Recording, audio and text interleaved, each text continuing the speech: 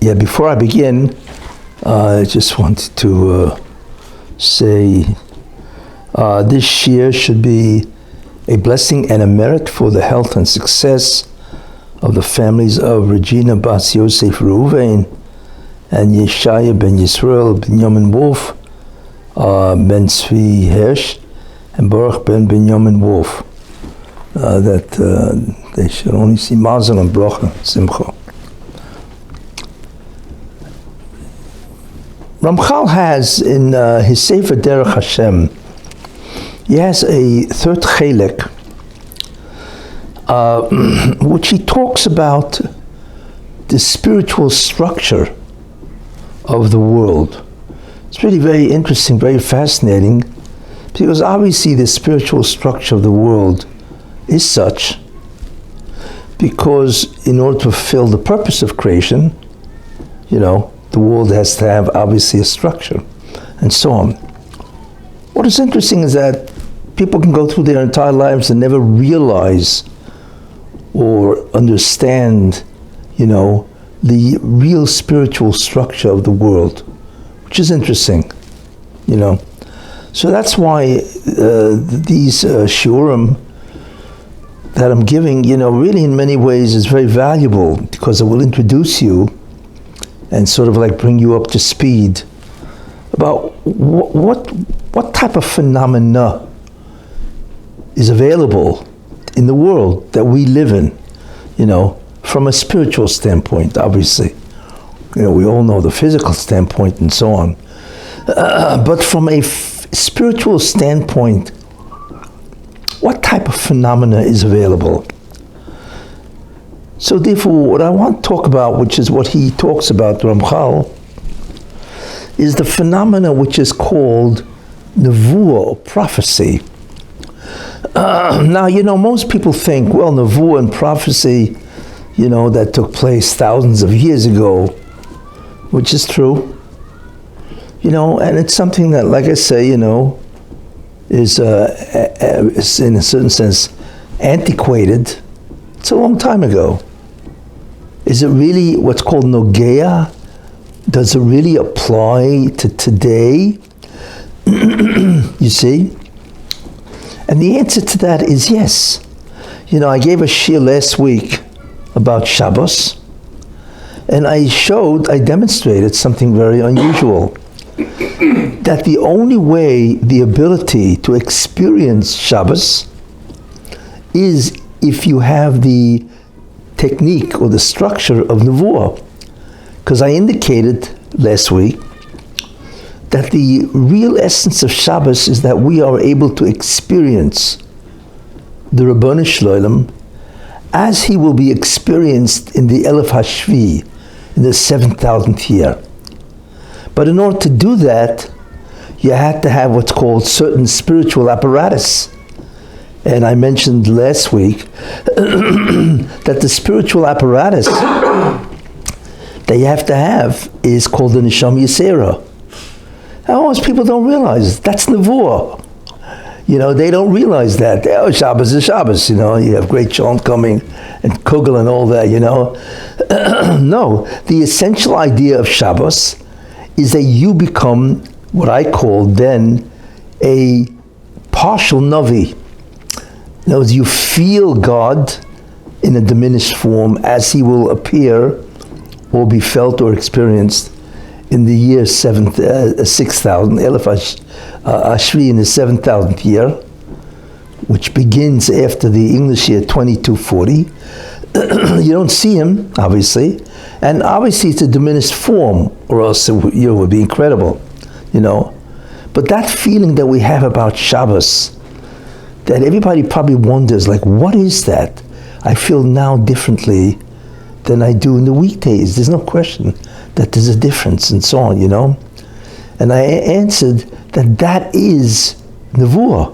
That's really what you're experiencing. You are a prophet, a Navi, not to the degree of the earlier Nevi'im, obviously, Moshe Rabbeinu, obviously not, but even Shmuel HaNavi and Yeshaya, Yirmiyahu, Yechezkel, and so on. So we really see that nevuah, prophecy, is what we experience every week. There you are. You can't get more relevant than that.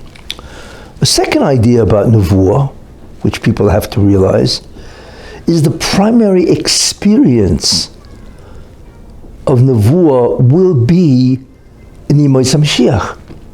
We don't realize that. You know, the experience we have now, if you want to talk to somebody, you know, you can communicate with them, you know, using physical means and so on. But the primary method of communications with the Shekhinah, the divine presence, in the Messianic era, will be through Nevuah. That's what it means. Ki mola oretz deo es Hashem, and the earth will be filled with the knowledge of God, right? As the that knowledge, and that knowledge is if it covers the like the waters covers the seabed. How? What do you mean you experience the idea of God? So I explained what that means in the previous year to that, the greatness of Torah and so on, you know. But that's how you will experience that information, you know. That's Nevuah. That's prophecy. And guess what? That will never cease.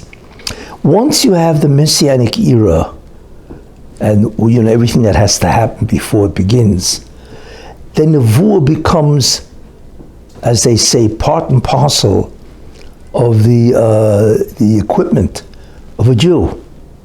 That's exactly what he can do whenever he wants to do it, with incredible ease. You know, as someday we'll get to that. You know how long it took you to become a Navi, and the work that you had to do to become a Navi. You know. I mean, you had to go to yeshiva for Nevuah and so on, but whatever. So the primary way of communicating with God or experiencing spirituality will be Nevuah. And that will never cease. You imagine, we don't even understand what that means. Could you imagine being like Moshe Rabbeinu and being able to tolerate the Shekhinah at that level? Because how can you even tolerate that, you know? Could you imagine being that way for the rest of eternity? And the ability of Nevuah, the capacity, will only increase, you know, after this world is over. And we don't even know what it means in terms of Olam Haba, the future world, and so on. So Nevuah is not something that only was thousands of years ago, you see, you know. And besides, as we will see, there are aspects of Nevuah prophecy which we can experience today.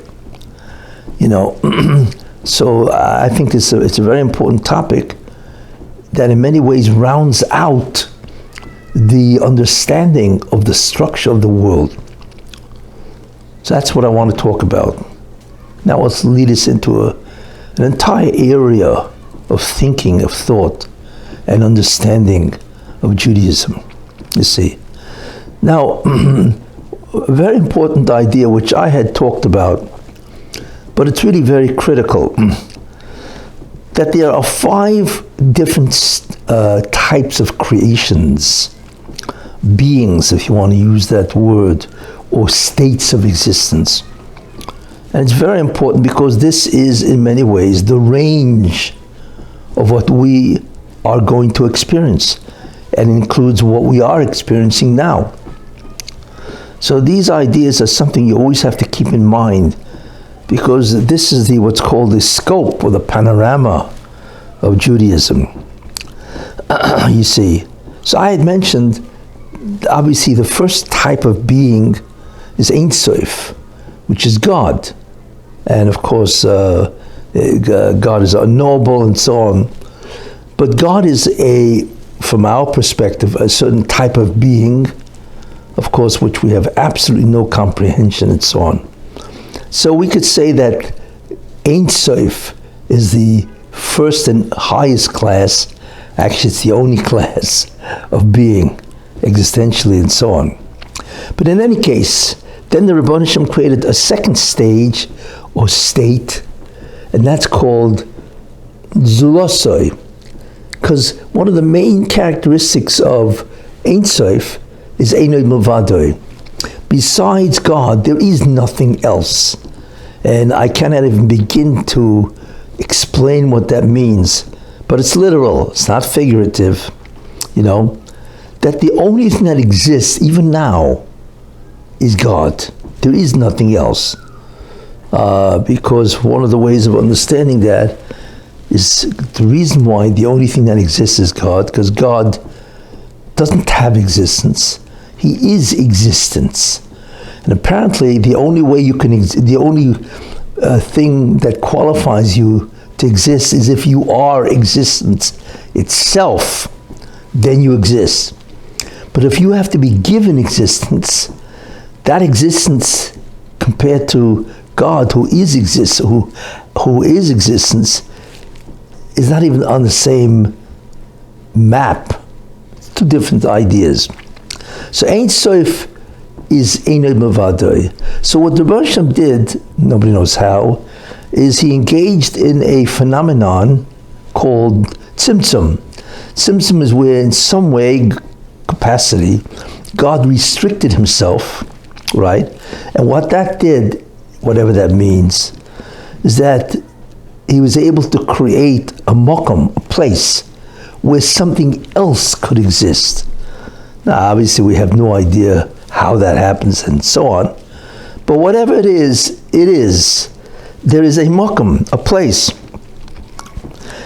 In Kabbalah, it's called the cholol, the hole, where things can exist at whatever type of existence they manifest. So that's called the Zulosoi, an other. And of course, the being that is reflected in that other is divine energies, if you want to use that word, divine forces called spheres. And in many ways, they are identified as part of the being of God. So when we say Ein Sof, it means God. Spherois, and there are 10 of them, which we know, right? They are sort of like the appendages, if you want to use that word, of God. Now we have absolutely no idea what that is, but I will connect the spheres to the being called God. So that's, in a certain sense, the first thing that God made.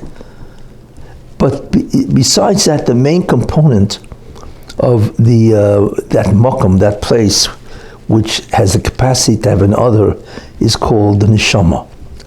And the neshama basically is the greatest thing ever created. Not that it rivals God, of course, chas v'shalom, and so on, but it is really the first other, if you want to use that word, that God created, the neshama. And it's much greater than anything ever created afterwards. The neshama is infinitely, as I once said, greater than the malach, than the angels.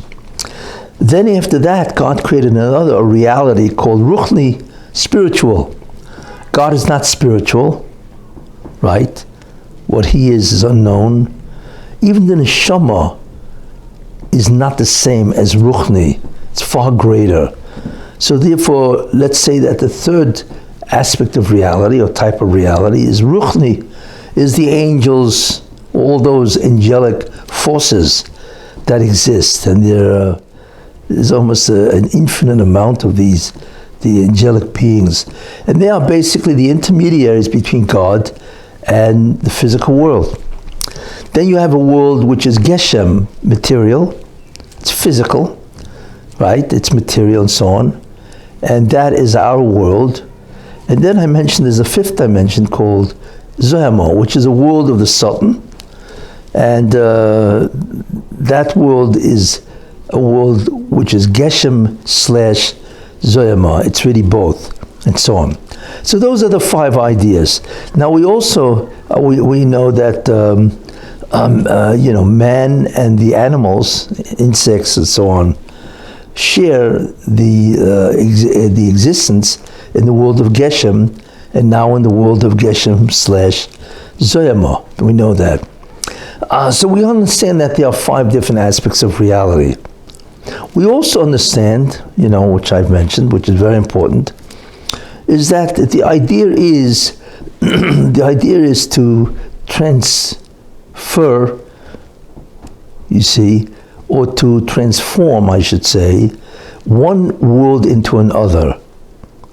Now, I want to mention this, which is very important, and the Ramchal begins to stresses this very much. But, you have to really appreciate what he's saying. Beings that inhabit whatever world they inhabit are composed only of that world. For instance, a malach is only ruchni. He's only spiritual. He's nothing else but spiritual. He's not a composite of a world of spirituality or geshem or anything like that.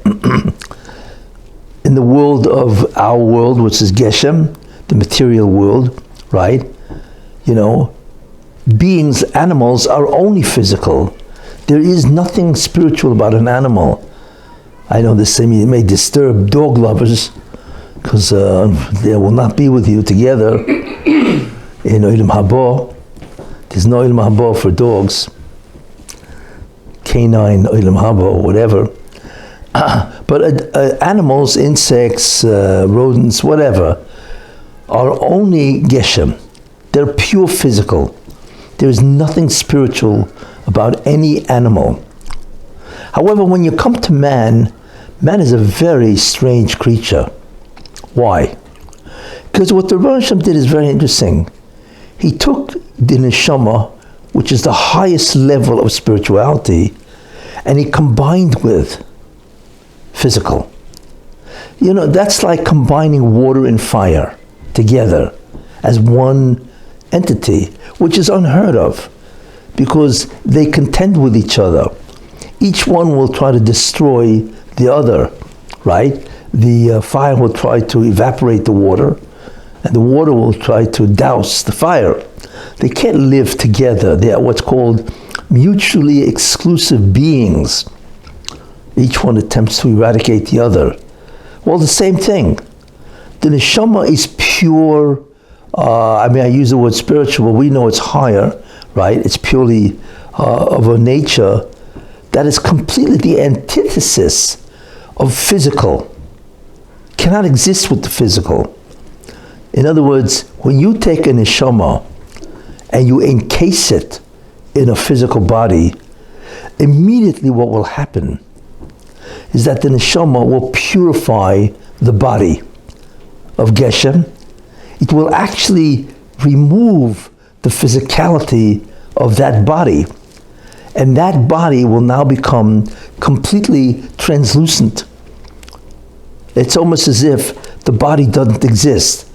It exists as a very fine form of translucent, transparent material. Its ability to be physical has been enormously diminished. That's what the soul will do to the body, you see, because they cannot exist really together. So if that's the case, how is an neshama of an Adam, right, the soul of a man, right, how is it able to sustain itself in a physical body? And the answer to that is, the Ramchal speaks about this, is that God decreed, he gave an order, and he diminished the power of the soul to do that activity. The soul cannot mezakech, that's what it's called. Zikuch means to purify. The soul cannot remove the physicality of the human body and therefore be freed of the physical world. It is condemned, if that's what you want to use, the word use, it is condemned to remain in the physical body until it has permission to leave, which of course means death. That's a very important idea, that the soul is anchored to the body, not permanently, but for a tremendous amount of time. Now that's highly unusual, you see, that the neshama can actually reside in a physical body. Unheard of. And what it means also is the neshama, right, is a composite of two substances. Now this is unheard of in all substances or all entities of creation. There's no such thing. You are what you are in the dimension that you reside. You are not something else besides where you reside. So therefore man is a composite being. Now, we know what's the ultimate objective, and we know the trigger for that, right, is mitzvahs. Right? God gave what's called mitzvahs, commandments, and the purpose is, right, that when you do the commandments, those commandments become a trigger, and that trigger transforms your being into a higher being. But it doesn't transform the neshama, which is interesting. It only transforms the guf, the physical. So what does that mean? That means that, ultimately, not now, but ultimately, the neshama, the decree that the neshama cannot transform its body will be lifted, and the neshama will then begin to purify the body that it inhabits. So what will happen ultimately, right, and what prevents it, as I mentioned, is that decree, you see. And ultimately what will happen is the neshama, the decree will be removed, and when a person, and what happens is that when a person will get up from the dead, okay, Tchias HaMesim, what will happen is immediately, okay, begins the stage of mimuzakech, of purifying the body. So what changes or transforms is not the neshama. The neshama is what it is. In fact, the neshama itself cannot be degraded, but it can be restricted, which is interesting. You see, in other words, when you do a sin, for instance, you don't degrade the neshama per se. It's too high. But what you do is surround the neshama with a blockage, so it can no longer receive the divine energy, the divine light, the Shekhinah. That's how you can degrade the neshama in terms of its ability to receive this. It's a very important idea. In any case, so you transform the physical. Man will transform his physical body into spiritual, ruchni, and that itself will take certain steps, right, which I once spoke about. And each step takes 1,000 years. So the transformation of the physical to the spiritual begins in the year, English year 2240, which is the year 6000. And that begins a transformation of the physical realm. So the first thing that is transformed into a completely spiritual domain is the universe. So in the year 6000, which is the English year 2240, the entire universe, all the galaxies and the stars and everything, will immediately become spiritual. Now we don't even know what that means, but the entire olam, the olamas, everything will become spiritually. And after each 1,000 years, you will become more and more spiritual. You see. So by the time you reach 9001, then the entire creation will turn into Olam Haba. So it takes a couple of 1,000 years for that to happen. You see. But remember, what happens is that the physical changes. So ultimately what will happen is in the year 9000, which is the beginning of Olam Haba, the neshama, right, will be completely transparent. But as Ramchal points out, there will be a body, but that body will be the closest thing to being unphysical in that sense. Completely transparent, you see, and the only thing each neshama will be able to see each other neshama, totally, without any obstruction of any kind of physical entity. And the body itself will be of such a degree that it will be totally pure of physicality, but it still will have that nature of physicality in that sense. But that physicality will be completely pure. It's almost like the body will become pure energy. And there's no matter, it's pure energy. Any case, so that's basically what the plan is, ultimately.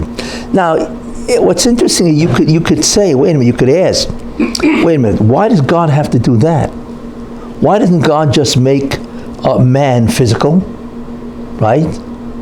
And the physical, just physical in that sense, right? And then man, by doing mitzvahs, will transform the physical into a being that is the ultimate spiritual. Because that's anyway what's going to happen to the body.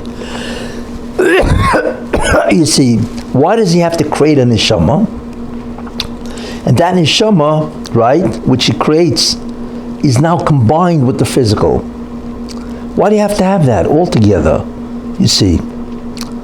And the answer to that is because, ultimately speaking, the physical body itself is a detraction. They're just two different types of entities, you see. So apparently a physical body cannot become a divine soul.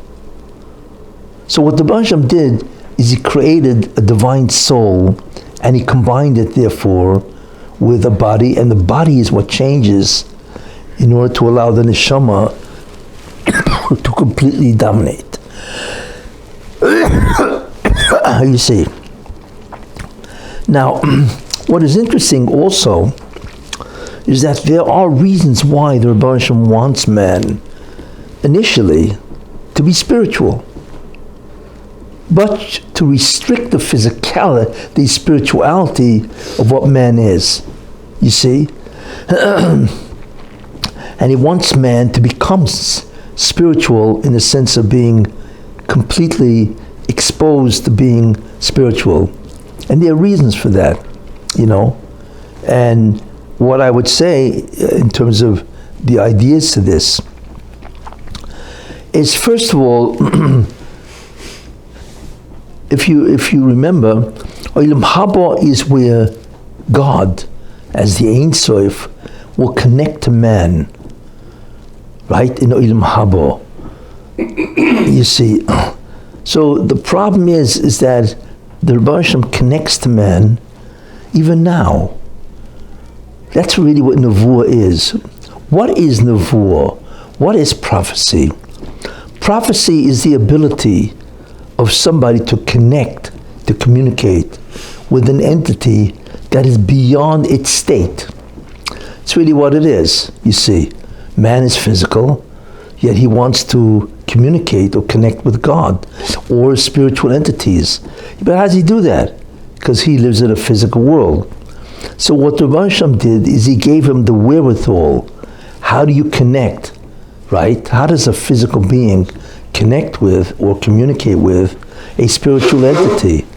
And the answer is by being spiritual. And therefore, since he is spiritual, he can connect with a spiritual entity. And that's really how it works. That's why we can be prophets, because we are spiritual, you see. And the aspect of our spirituality is what enables us to connect with spiritual beings. You see, spiritual beings, as I said, is the world of malachim, angels, the world of neshamas, and so on. But that's because we are spiritual. That's why we can do that, you see. In any case, so that's the first idea. Prophecy can only happen because we are spiritual. Therefore, ultimately speaking, we can diminish some aspect of our physicality and, like I said, communicate with the spiritual realms, you see. Okay. Now also, which I find interesting, Why does the Rebbe want to communicate with man? What he could have done is just create a physical world, put a person down, right? Let him just live out his life, and after he dies, you could deal with the guy, right? And one of the ideas, which is really very interesting, which I emphasized last week, why does the Rebbe want to give Shabbos? Because the Rebbe loves man. You see, he wants to, in some way, communicate with man. When you love somebody, you don't want to be removed from that person. You don't want to wait, if somebody falls in love with somebody, right? You tell a person, well, you have to wait, 70 years to be able to speak to the person that you love. What do you mean, 70 years, right? I want to speak to that person now, whoever that person is, and so on, right? It's the same idea. The Rebbe loves man. He certainly loves Jews, and he doesn't want to wait till the guy dies, and then he can speak to him, right? Or even embrace him. So Nevuah enables God to actually communicate with man while he's alive. Doesn't have to wait. So love is a very, very important motive. And we know it says, by Kriya Shema, the brachas of Kriya Shema, right? Oihiv, right? That the Rebbe loves his people, Klal Yisrael, right? Oihiv Amo Yisrael. He loves his people. That love is what motivates God in many ways to do things that perhaps ordinarily he wouldn't do. So that's an important idea of prophecy, which is not usually thought of, the whole concept of that and so on, Also, by being able to, in a certain sense, experience the Rebbe Shalom, the Rebbe Shalom, like I mentioned, incentivizes man to want to become spiritual. You see, because when you can experience the reward, then that will create an incentive for you to want to become spiritual. But in the end, there's another reason. Because there's another reason why the Rebbe Shalom, has allowed man, in a certain sense, to experience prophecy. Remember what I said. Prophecy enables a person who's physical to link with the spiritual. It's really what it is. And therefore, since he can link with the spiritual, he can obviously communicate with the spiritual. You see. But what the Rebbe wants a person to be able to do, and in many ways this is the essence of Judaism, he wants him to be able to influence the spiritual. Right. It's not just being linked to the spiritual. I want you to link to the spiritual in order to be able to influence the spiritual. What does that mean? Because when a person does a mitzvah, he increases enormously the shefa, the divine energy of the spheres. So not only is a neshama linked to the spheres, right? But it could actually enormously increase the output of the spheres. And the output of the spheres is what changes reality. So the linkage is critical for the divine purpose. The Rebbe wants you to increase the output of the spheres, right? So as a result of that, eventually the spheres will transform or retransform, right, the physical into a spiritual universe. But you can only do that if you're linked to the spiritual. If you're not linked, then it doesn't happen, you see. So if man was a physical being only, you see, he would not be able to increase the output of the spheres, because he's not linked to them. Therefore, the linkage or the ability of man to be spiritual while he's physical connects him to the spheres, and his actions, whether it be thinking, speaking, or doing, they can actually influence enormously the spheres. And that is probably the main reason why a person is both physical and also spiritual. A very important idea, you see. And the mechanism that can result in that is prophecy. Because once you're linked to the physical, you see, then automatically, right, once you're linked to the spiritual, I should say, then automatically you can communicate with the spiritual. And that's really in the end of what happens, you see. Now, in order to do that, the linkage isn't simple. How is a person linked to the spiritual? What is the structure of an Odom in terms of his linkage to the spiritual? Well, we know he has a neshama, right? And that neshama really is the highest emanation of the spheres, you see. So a man is therefore linked to the spheres, because that's where he emanates from, right? You have God and his divine energies, which are the spheres, 10 of them, and a man is linked to the spheres. Okay. So the linkage itself, right, is the neshama, you see. So the soul of a person, as I said, right, we know is linked to the spheres, which obviously emanate from God, the Ein Sof. But what happens also is that man is now encased in a physical body. But the connection between the neshama and the physical body has to go through what's called nefesh tachtoina. There are two souls in man. One is the divine soul, right? That's the neshama itself. That's called the neshama elyoina, the upper soul. And that neshama is purely spiritual. And then there's a physical neshama of the most subtle type. That's called the nefesh tachtoina, the lower soul, or the nefesh bahamis, or the animal soul. And that soul, in many ways, really is physical. And that soul resides, you see, that soul resides in the blood. Ki adam hu nefesh. That's what the Torah really alludes to, you see, in terms of the neshama tachtoina. So man consists really of two souls. One is completely spiritual, which is the real neshama, right? And that neshama is connected to the neshama or nefesh tachtoina, the lower soul, you see. Now that lower soul, what's its purpose? Now, I had mentioned that it is really physical, but it is of enormous subtle physicality. You know, you can't find it. I don't know if you could weigh it even. I don't know if it has. I don't know if it can be subject to weighing and so on, you see. So that, but what it is that nefesh tachtoina is the life force of the body. Every single living form, whatever it is, from the one-celled animals, you know, trees, insects, animals, rodents, you name it, right, has a nefesh tachtoina, but they do not have a nefesh elyoina. That's the difference.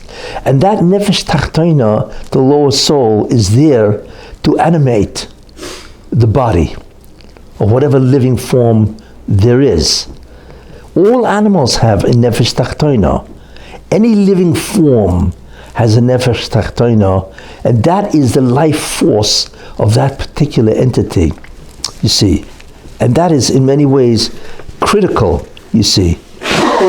So what do we have? We now understand that man is composed of a nefesh elyoina, an uppermost soul, that is linked or connected to a nefesh tachtoina, a lower soul, you know, a lower soul, an animalistic soul. And that is connected to the body. Now, the body is only able to function because of that animal soul, you see. And the animal soul is what gives the brain, which is the medium that the nefesh tachtoina operates through. It enables the brain to operate, you see.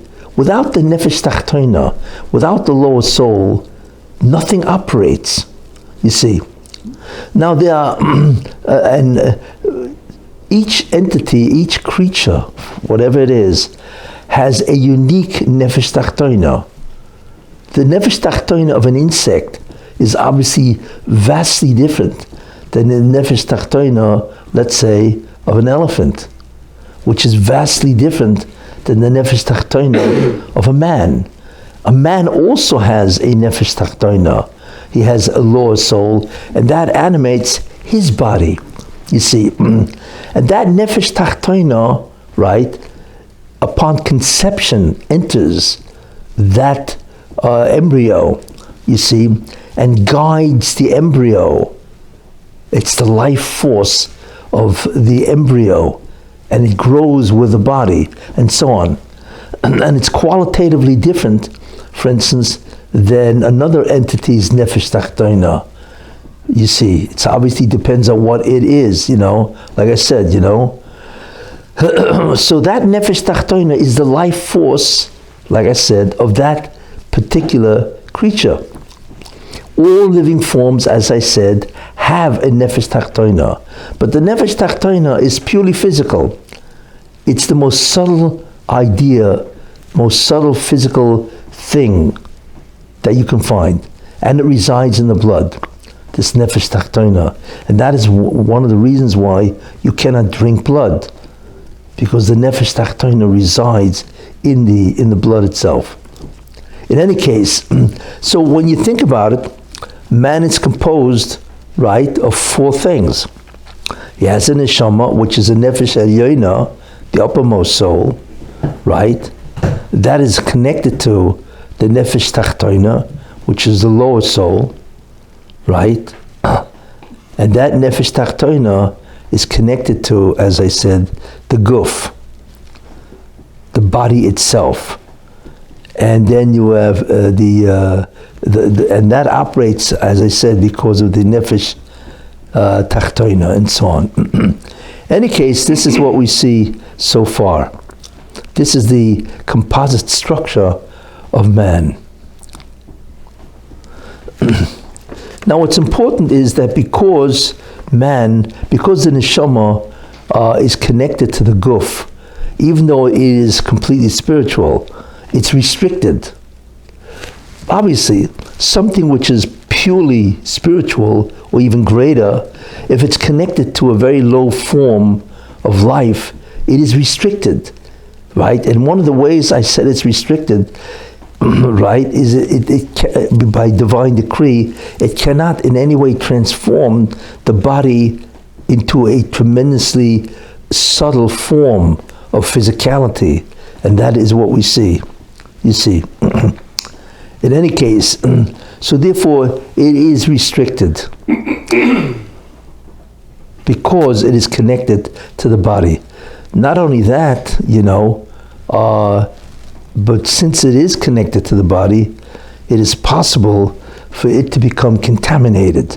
Now I mentioned the neshama cannot become contaminated, but if the body sins, then what happened is the divine energy that the uppermost soul is linked to, the spheres, they diminish their output to that person. So automatically, the neshama elyoina, right, will have a diminished amount of the ore of divine energy, divine light. So in that sense, the body can be restricted. Or I should say the neshama elyoina certainly can be restricted. So that's really, in many ways, a very important idea, you see. Now, one of the things we also know is that the neshama, you see, has 5 parts, which I've mentioned, right? The highest part of the neshama is called it's called the yechida. And let's actually start with the lowest. The lowest form of the nefesh elyoina, of the uppermost soul, is called the nefesh, and its residence, or it's connected to, the liver. The next part is called the ruach, and that is connected to the heart. These are all nefesh elyoina. These are all uppermost or upper souls, and these are the 5 parts. Then you have the third part, which itself is called neshama. You see, neshama is a collective term. Neshama also refers to that part of the neshama, and that is connected to the brain. Then you have what's called a chaya. It's another part, and that surrounds the entire body, almost like an aura. And then there's the concept of fifth part, which is called yechida, and the yechida is what's connected, you see, to the spheres. And that is not connected to the body, but there is obviously a connection between yechida and the body, but it doesn't have a residence in the body at all. In any case, what we do see is that there is a connection, right, there are 5 parts of the neshama. Each one is connected to a different aspect of the body itself. You see. Now, about 10 minutes. Now, one of the important ideas which I'd like to just mention is that the reason why there's 5 parts, because there are really 5 realities. There's what's called Olam Asiyah, the world of physicality, or the world of doing, is where man resides and does the mitzvahs, or sins. So that is connected to the nefesh. I'm talking about the nefesh elyoina, the upper soul. So the nefesh is connected to Olam Asiyah, you see.